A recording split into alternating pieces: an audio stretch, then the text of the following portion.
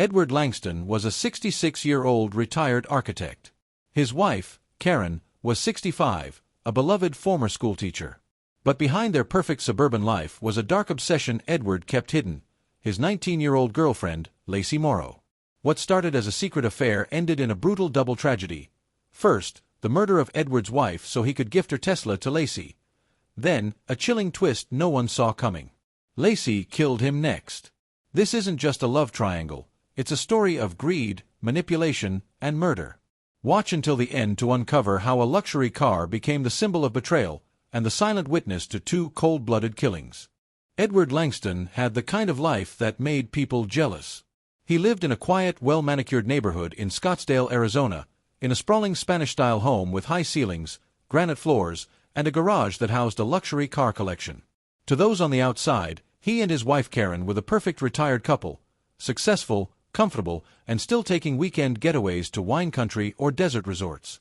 Edward was a retired architect, known for designing upscale homes across the Southwest, and Karen had been a schoolteacher for nearly 30 years before retiring at 60.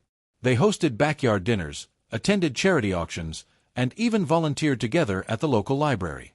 But behind their picture-perfect life was a man quietly unraveling. Edward had always been drawn to younger women. It was a side of him that never surfaced during polite conversations or dinner parties, but it lived quietly in his online searches, his late-night habits, and his secret accounts. One evening, while Karen was asleep in their master bedroom, Edward matched with a 19-year-old named Lacey Morrow on a sugar dating app. She was bold, flirtatious, and unapologetically ambitious. She made no effort to hide that she was looking for a wealthy man who could provide her with things her age group couldn't. Edward didn't mind. In fact, he was hooked instantly. Their conversations quickly moved from the app to private messages and then to hotel meetups. What began as an escape turned into obsession. Edward started withdrawing from his longtime friends. He skipped family functions and made up excuses to leave Karen alone at home. He lied easily now, without the hesitation of guilt. With every meeting, Lacey asked for more. Designer handbags, weekend trips to Los Angeles, spa treatments. Edward provided without hesitation, flattered by the attention and fueled by the fantasy that she truly loved him. But Lacey wanted more than spa days and dinners. She had seen Karen once from a distance, older, quiet, driving a sleek black Tesla Model X that she referred to as her baby in Facebook posts. To Lacey, that car represented everything she wanted: luxury, status, and control. She began asking Edward when he was going to make things official. When would he leave his wife? When would the Tesla be hers? Edward brushed off her questions at first, promising it was just a matter of time. But deep down, he knew Karen would never agree to a divorce. She controlled most of their shared assets and still had a strong presence in the local community. A divorce would mean public humiliation, financial battles, and possibly the end of his relationship with Lacey. And so Edward made a decision that crossed a line few ever imagined crossing. He didn't just want to leave his wife. He wanted her gone, permanently. In his mind, it was the only way to fully transition into the life he thought he deserved: young, exciting, and entirely without consequence. What he didn't realize was that this decision would mark the beginning of his own downfall. August 17th began like any other day in the Langston household. The Arizona sun beat down on the stucco walls of their home as Karen watered her rose bushes in the front yard. Her daily routine never missed. She waved to the mailman, chatted briefly with a neighbor about a book club meeting, and returned inside by late afternoon. Nothing about her behavior gave any hint that she was living in the final hours of her life. That night, she made dinner for two: chicken piccata and roasted vegetables, Edward's favorite. They ate together at the kitchen island in silence, a quiet that had become normal in recent months. Karen had sensed a shift in her husband. He was distracted, short-tempered, and often disappeared for hours without explanation. She suspected he might be having an affair, but she had no proof. And after decades of marriage, part of her simply didn't want to know. At around 11:30 p.m., Edward told Karen he was going to check something in the garage. She was already in her nightgown, reading on the couch. She nodded without question. But Edward wasn't going to check on anything. He was preparing to murder his wife.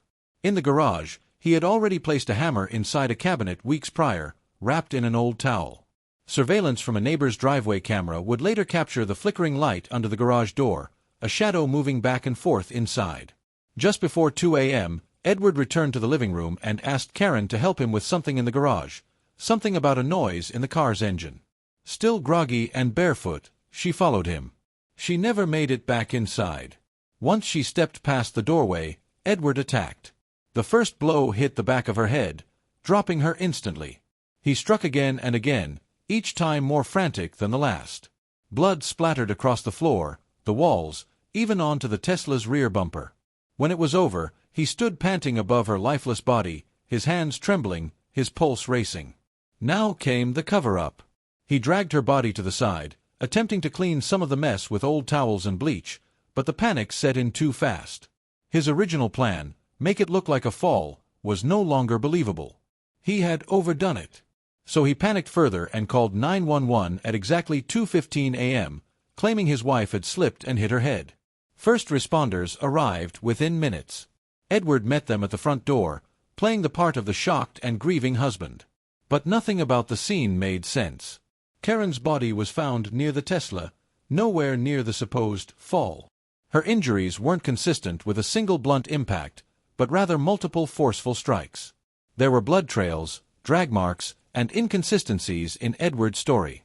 Still, without a weapon or eyewitness, the police didn't have enough to arrest him that night. They labeled the case suspicious and opened a formal investigation. Edward, meanwhile, began moving quickly. Just 12 days later, the Tesla was transferred into someone else's name, Lacey Morrow. Lacey Morrow had never known stability. Raised in a broken home in Tempe, Arizona, she bounced between relatives and foster care for most of her adolescence. By the time she turned 18, she was living alone in a small studio apartment above a vape shop, working part-time at a tanning salon, and hustling online for extra money. When she met Edward Langston on a sugar dating app, she saw an opportunity, not for love, but for escape. He was wealthy, lonely, and eager to please. She had found her way out of poverty, and she intended to take full advantage of it.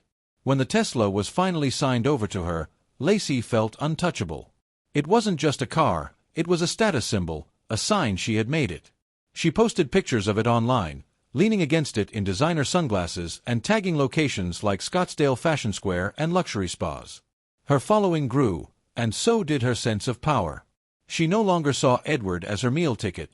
She saw him as someone she had complete control over. But the dynamic began to shift. Edward had just committed murder to please her, and he expected loyalty in return.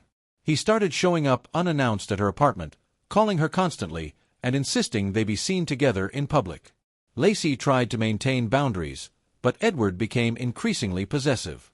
He accused her of talking to other men, reading her messages, and demanding to know her location at all times. Their once transactional relationship turned into a cycle of threats, guilt trips, and emotional outbursts. Things escalated further when Edward began speaking openly about marrying her. He wanted Lacey to move into his home, wear Karen's jewelry, and attend events as his new wife. Lacey was horrified.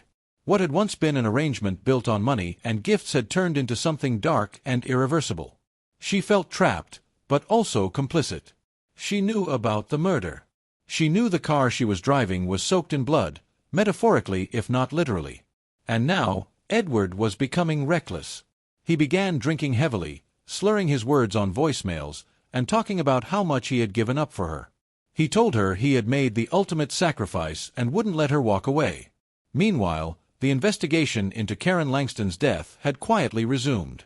Forensic specialists had recovered a hammer from a garbage bin nearly 3 blocks from the Langston home. Though the prints were partially wiped, Edward's palm and partial fingerprint were still visible on the handle. Investigators began retracing his movements and noticed suspicious financial activity. Large cash withdrawals, a sudden vehicle transfer, and purchases tied to Lacey's name. Lacey was contacted by police for a routine follow-up. She lied, saying she barely knew Edward and had only met him through mutual friends. But it was too late. Detectives had already connected the dots. As pressure mounted, Lacey realized Edward wasn't just a creepy old man with a crush. He was dangerous, erratic, and now desperate. And she was no longer sure she could control him. By late October, Edward Langston was spiraling. The walls were closing in fast, and he knew it. Detectives were circling back with new questions, showing up unannounced, and requesting DNA samples under the guise of routine procedure. He had once been confident he could outsmart the system, but now he was terrified. He barely slept, constantly checked his security cameras, and had become obsessed with controlling every part of Lacey's life. He believed she was the only person he could trust. After all, he'd killed his wife for her. But Lacey no longer saw Edward as a savior. She saw him as a time bomb. And she knew when he exploded, he'd take her down with him. Edward's paranoia reached new heights when he accused Lacey of cooperating with police. He began following her without telling her, parking outside her apartment for hours, and confronting her over small details. Lacey, feeling the noose tightening, started to record their conversations and even kept a small knife in her purse. She didn't know what Edward was capable of anymore. He had already killed one person. What was stopping him from killing again?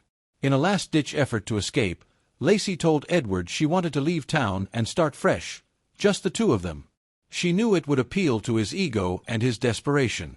Edward, desperate to keep her close, agreed. He said they could meet one final time and plan their departure. They chose an isolated spot behind a closed-down shopping center on the outskirts of town, a place he thought would be free from prying eyes. Edward brought the Tesla, now washed and spotless, the same car he had once taken from Karen and gifted to Lacey like a twisted trophy. What Edward didn't know was that Lacey had made up her mind. She wasn't going to run. She wasn't going to wait for the police to come knocking. And she wasn't going to let him destroy her future. She arrived dressed casually, wearing a black hoodie and jeans, with her hair pulled back and her hands tucked into her pockets. In one pocket was a folding knife, small but sharp. Surveillance footage from a nearby gas station captured the moment Lacey entered the passenger side of the Tesla. What happened inside the vehicle lasted less than 90 seconds. According to investigators, Lacey pulled the knife without warning and slashed Edward's throat in a single swift motion. Blood sprayed across the interior of the car. Edward tried to open the door but collapsed against the steering wheel. Lacey exited calmly, dropped the knife into a storm drain behind the plaza, and disappeared into the night. The Tesla was discovered the next morning by a maintenance worker. Edward was slumped in the driver's seat, lifeless. Blood had soaked through his shirt and pooled onto the seat beneath him. Police arrived quickly, and the scene was immediately roped off. Though it first appeared to be a robbery gone wrong, it didn't take long before suspicion turned to Lacey.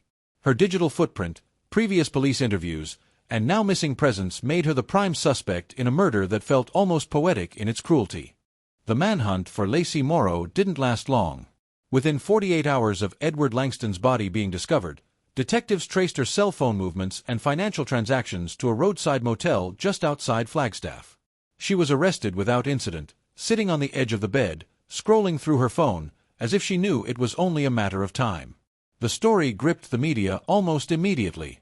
A teenage girlfriend, a murdered wife, and now a dead millionaire lover, all tied together by greed, lies, and a luxury car that had become a symbol of manipulation and death. The press gave it a name, the Tesla Love Triangle. During interrogation, Lacey didn't try to deny the murder. She admitted she had killed Edward but claimed it was self-defense. She said he had become increasingly violent and had threatened to kill her if she ever talked to the police. She told investigators that she believed he was planning to murder her the same way he had murdered his wife. Her attorney argued that Lacey was a victim from the start, a vulnerable teenager lured into a toxic relationship by an older man who had used his money and power to control her. But prosecutors painted a much darker picture. They said Lacey was a manipulator who had knowingly gotten involved with a married man, demanded material gifts, and then turned on him when the pressure got too intense. They argued that she was not a frightened girl but a calculating young woman who saw an opportunity and took it. The trial lasted 3 weeks and was filled with disturbing details. The prosecution played voicemail recordings of Edward begging Lacey not to leave him. They presented text messages where she pressured him to transfer ownership of the Tesla.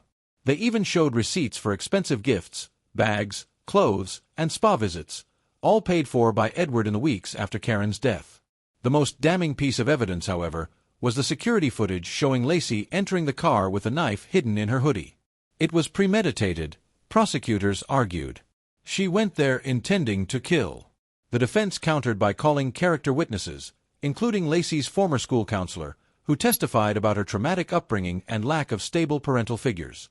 Mental health experts describe her as emotionally stunted, manipulated by a man more than 3 times her age, and pushed to the edge by fear and desperation. Ultimately, the jury rejected a verdict of first-degree murder but found her guilty of second-degree murder. She was sentenced to 22 years in prison without the possibility of parole. Karen Langston's family finally got closure. Though Edward had escaped conviction in life, his death confirmed what many had suspected all along: he had killed his wife for selfish, disgusting reasons. But justice, in a cruel twist of irony, came not through the courts but through the very person he had committed the crime for. In the end, the Tesla that once symbolized wealth and power became the silent witness to a chain of betrayals, leaving behind nothing but loss, blood, and tragedy.